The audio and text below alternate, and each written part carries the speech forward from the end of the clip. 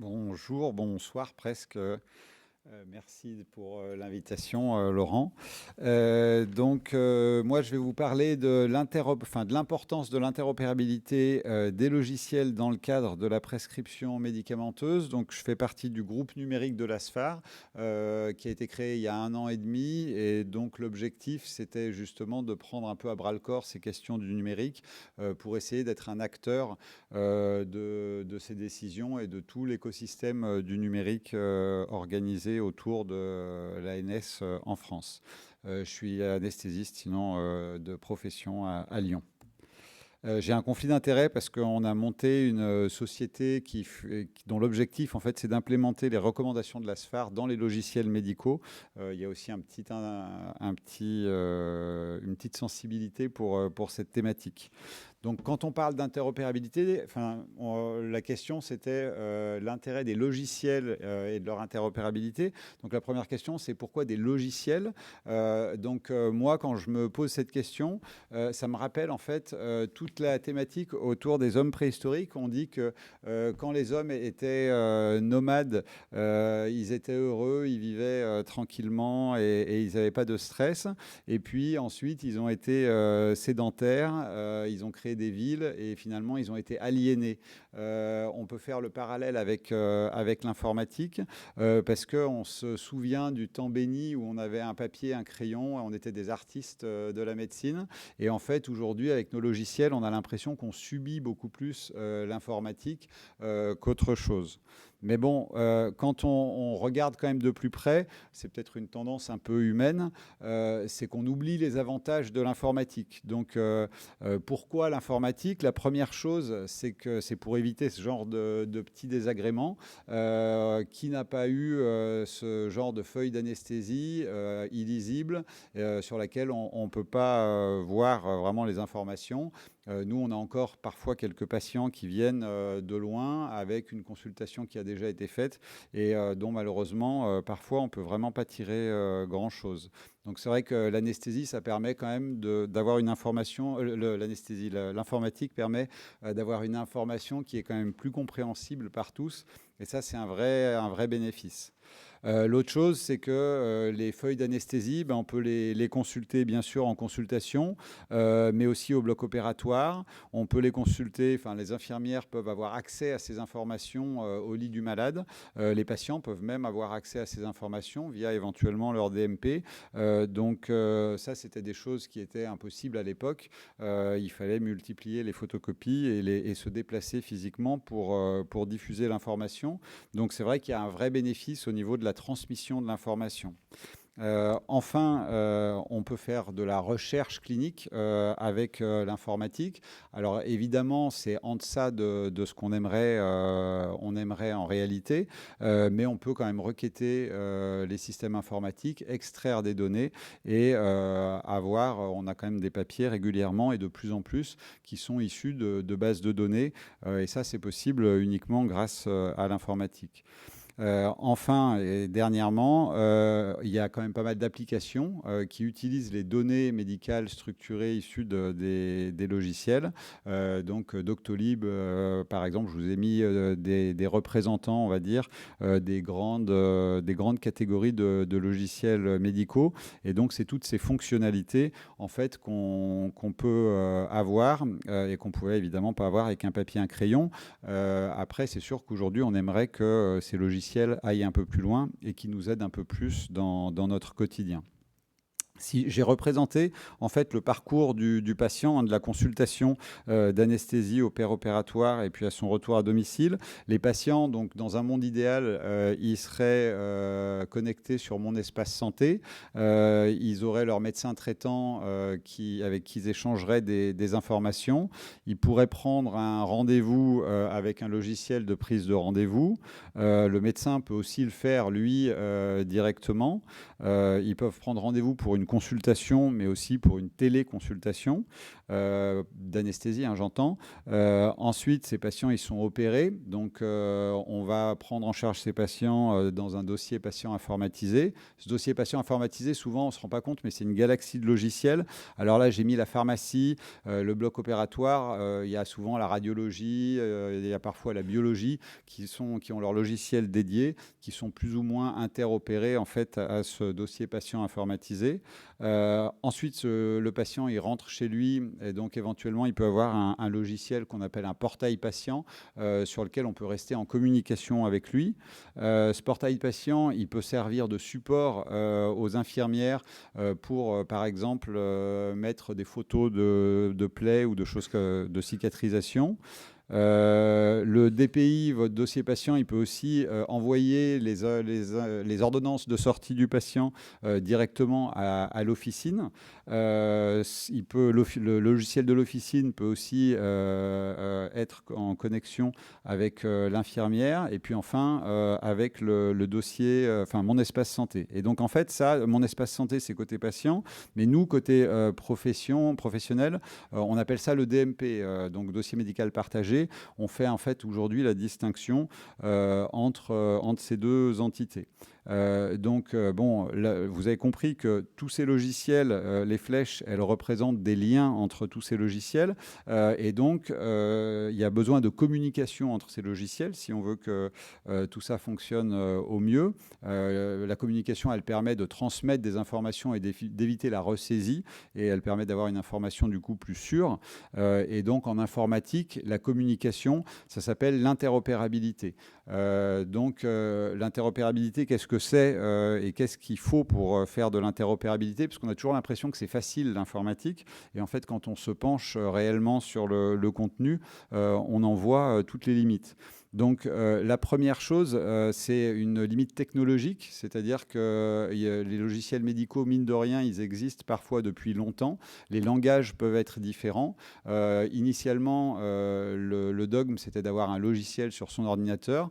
Et puis, ils sont apparus, notamment la révolution Internet et le cloud maintenant, qui font que la nouvelle norme, c'est d'avoir des logiciels en SaaS, c'est-à-dire dématérialisés. Votre ordinateur n'est plus qu'un vecteur en fait, vous permet en fait de saisir des données, mais votre vrai logiciel, il est hors de votre ordinateur. Ça permet justement de la connectivité et ça a permis de maturer, on va dire, la capacité de connexion des logiciels. Mais finalement, c'est pas si vieux que ça et il y a encore beaucoup de logiciels qui sont pas sur ces technologies récentes ou semi-récentes et donc ça explique des difficultés de communication.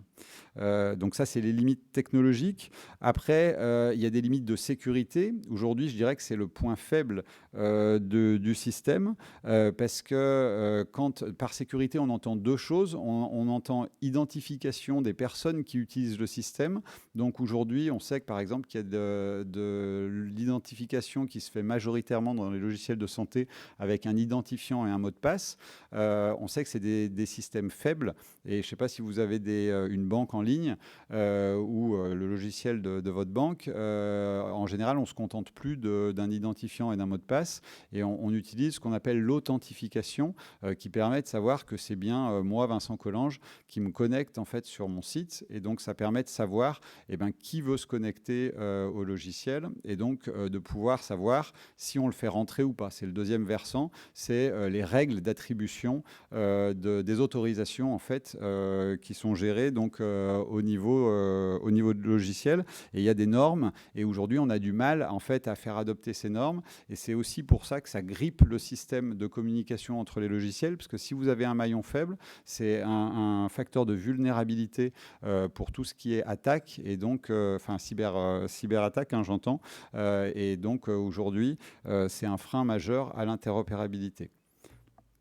Donc ça, c'est pour ce qui est la sécurité. La dernière chose, et pas des moindres, c'est tout ce qui est autour de la nomenclature, c'est-à-dire que les médecins, nous, on a l'habitude de s'exprimer en français en général, et en fait, on a du mal à structurer l'information médicale. Alors, on se réfugie assez souvent sous le fait qu'on pratique un art et que l'art n'est pas réductible à des codes informatiques, mais l'ordinateur, si on veut qu'il utilise les données médicales pour faire des algorithmes algorithmes, par exemple, donc pour nous aider derrière à faire des outils d'aide à la prescription, il faut que, alors on ne peut pas dire qu'ils comprennent ce qu'il en est, mais qu'on puisse dire, par exemple, que l'hypertension, l'HTA, HTA en majuscule, HTA en minuscule, un grand H avec tension derrière, tout ça, c'est la même chose. Et un logiciel, en fait, il peut très, très difficilement utiliser du texte libre pour ce genre de choses. Donc, il faut avoir des nomenclatures médicales. Et des nomenclatures médicales, il n'y en a pas qu'une, il y en a plusieurs. Et il faut se mettre d'accord sur ces nomenclatures médicales. Et ensuite, il faut les utiliser. Alors, on connaît tous les cotations médicales, donc, parce qu'il y a un enjeu financier. Donc, on est fortement, on nous demande très fortement d'utiliser ces cotations pour les actes, pour les interventions ou pour les antécédents des patients. Mais au final, ces antécédents-là, ils ne sont pas tellement retrouvés dans le système d'information, en tout cas pas de manière structurée. Et les médecins, on est souvent aussi des freins, il faut reconnaître, à cette structuration des données. Donc ça, c'est tout ce qui tourne autour de la sémantique. Et enfin, il y a tout ce qui tourne autour de l'ergonomie, parce qu'au final, même si on a un outil et que l'outil est fonctionnel, c'est vrai que tout ce qui il y a beaucoup de freins à l'utilisation de ces outils. Malheureusement, souvent, ils sont créés par des informaticiens. Les informaticiens, ce n'est pas souvent des médecins et ils ne voient pas toujours nos besoins métiers. Et du coup, on peut avoir des outils qui sont techniquement très performants, mais qui ne sont pas utilisés parce qu'on est un peu perdu devant ces outils. Donc, là, c'était une présentation générale de l'interopérabilité. Maintenant, l'idée, c'est d'en parler autour du médicament. Autour du médicament, je vous donne plutôt les solutions qui sont envisagées. Donc, tout ce qui est autour de la connectivité, aujourd'hui, on espère le faire passer par le dossier médical partagé. Alors, le dossier médical partagé, c'est pas que un espèce de gros entrepôt de données qui va récupérer toutes les données de santé. On peut imaginer, enfin, s'il y a des gens un peu plus techniques, des systèmes décentralisés qui seront probablement plus sécurisés et qui répondront mieux aux besoins de sécurité de ces systèmes. La sécurité, justement, la norme qu'on essaye, donc au niveau de la SFAR, de promouvoir, c'est tout ce qui est autour de ProSanté Connect. ProSanté Connect, il y en a qui connaît ProSanté Connect? Il y a quelques personnes qui ne dorment pas encore complètement, c'est bien. Donc, ProSanté Connect, c'est un système d'authentification à partir de votre carte de votre CPS. Donc, vous devez faire votre ICPS et vous pouvez, grâce à ça, en fait, vous connecter sur vos logiciels. Il est probable qu'à l'avenir, nos logiciels médicaux nécessitent en fait d'utiliser ça. Donc, je vous encourage à aller voir ce site. C'est pas très compliqué. Et une fois que vous l'avez fait, en fait, vous êtes libéré de vos identifiants et de vos mots de passe, vous pouvez vous connecter que grâce à ce système-là. Par rapport à la sémantique, donc il y a eu un énorme travail de fait au niveau de l'HAS sur justement le dictionnaire qui doit être utilisé au niveau du médicament. Ça porte bien son nom, le référentiel unique d'interopérabilité du médicament. C'est difficile de faire quelque chose de plus ciblé. Et donc, c'est l'applicabilité de ce référentiel qui aujourd'hui est en question avec justement qui a la main par exemple sur ce référentiel. On parlait tout à l'heure de bilan médicamenteux.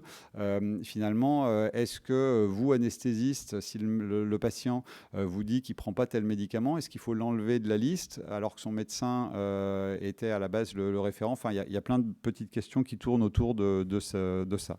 Et puis enfin, l'ergonomie, ça, elle est à la charge évidemment des éditeurs et puis aussi quand même un peu des médecins. C'est un peu le but de ce genre de session, c'est de vous de vous inciter en fait à utiliser ces outils parce qu'ils ont quand même vocation à améliorer comme notre quotidien. On n'en est pas toujours convaincu quand on les utilise, mais c'est comme ça.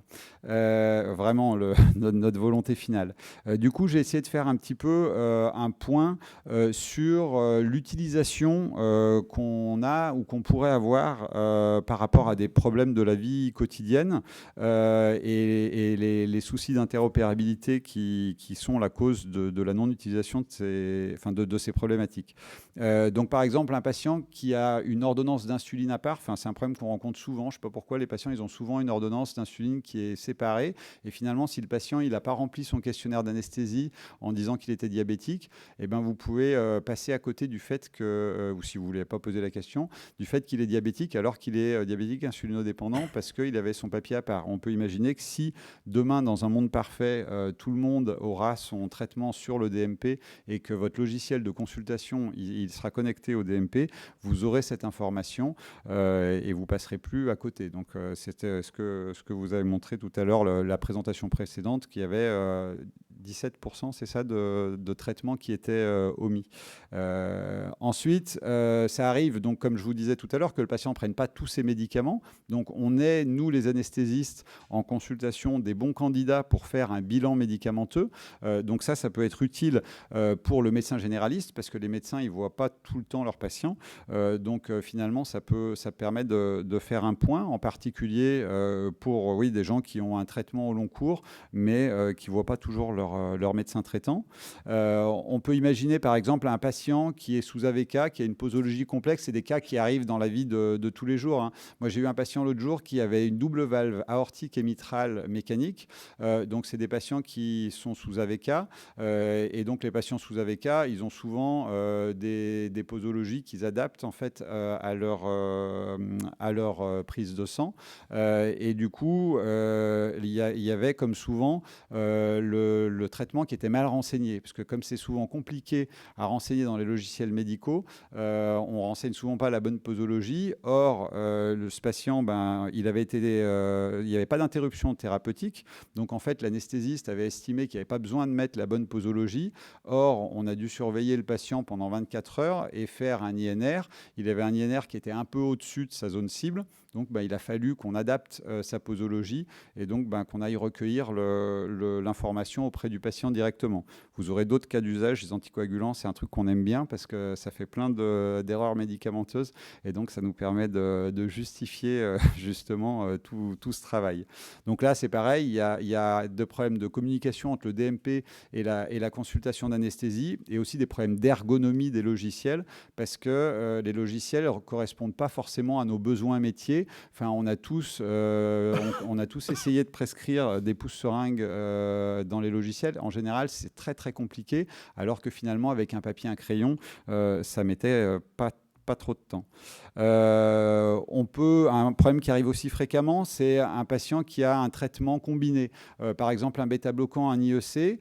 En post-opératoire, vous reprendriez bien les bêta-bloquants à J1, mais les IEC, pas tout de suite. Or, le traitement combiné, le bêta-bloquant, il n'est pas dans le livret thérapeutique de votre établissement. Donc, au final, vous ne pouvez pas donner la bonne dose du bon bêta-bloquant au patient. Et donc, ça, c'est des problèmes. On pourrait imaginer, dans un monde parfait toujours, que votre outil de consultation il soit relié au logiciel de la pharmacie et que la pharmacie anticipe ce genre de truc et qu'elle sache en fait qu'elle puisse avoir à disposition les molécules de manière indépendante. Il faut des outils aussi pour ça. Des patients sous metformine qui sont opérés d'une intervention avec des produits de contraste, c'est pareil. On essaye d'arrêter la metformine avant et de la reprendre de manière décalée. Donc là, en général, pour tracer ça au niveau du patient, parce que quand on leur dit, en général, ils sont encore un peu sous anesthésie en salle de réveil, ils ne se souviennent jamais du truc. Donc il faudrait que le dossier patient informatisé, il communique avec soit le logiciel de consultation, soit avec le portail patient, idéalement. Enfin, je parlais du patient qui doit avoir un relais anticoagulant, qui a perdu ses ordonnances et qui se présente à la pharmacie. Et là, si on envoyait directement les ordonnances à la pharmacie, on n'aurait plus ce genre de problème. Il y a aussi le cas assez classique du patient qui arrête d'oublier, qui oublie d'arrêter, oula, c'est moi qui devrais arrêter peut-être, qui oublie d'arrêter ses AOD et qui vous le dit, parce qu'il y a aussi des patients qui oublient d'arrêter mais qui vous le disent pas. Et donc là, c'est pareil, on pourrait imaginer des alertes pour les portails patients en préopératoire pour aider en fait à tracer en fait toutes ces actions sur les traitements des patients. Parce que ça, on peut le dire, mais en fait, le dire, malheureusement, ça suffit pas. Et du coup, toute la logistique qui est derrière, elle peut être assurée par l'informatique. Merci pour votre attention.